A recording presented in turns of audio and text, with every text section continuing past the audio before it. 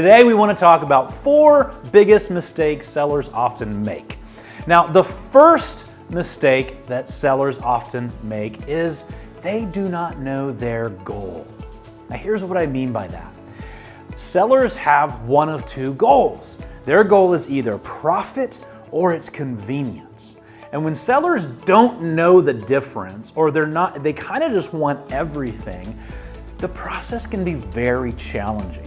They don't know the right pricing strategy. They don't know what to do because they're not sure if their goal is profit or convenience. So getting clear on what your personal goal is with the sale is very helpful. Mistake number 2 is pricing the home too high. You've probably seen this.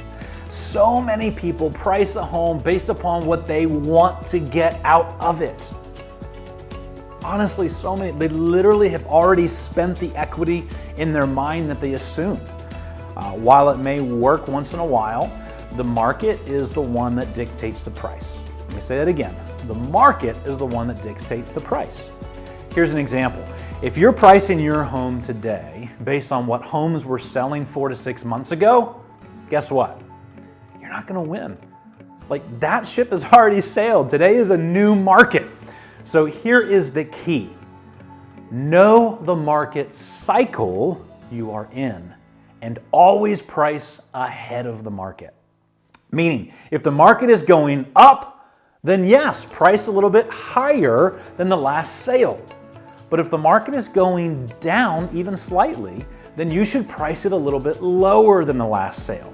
Always be ahead of the market that you are in. That is going to help you sell the home. So don't price the house too high. And honestly, this can be hard, but don't get emotionally attached to the price that you're thinking. It's very important to trust your real estate expert that's giving you advice. Third mistake that I see sellers do is often sellers don't start early enough with preparing. Now, we provide, like you know, designers, stagers to be able to come to your home and give a consultation before you sell.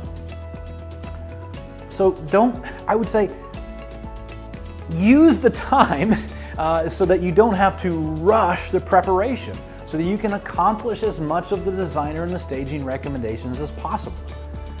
The outcome is ultimately going to be better.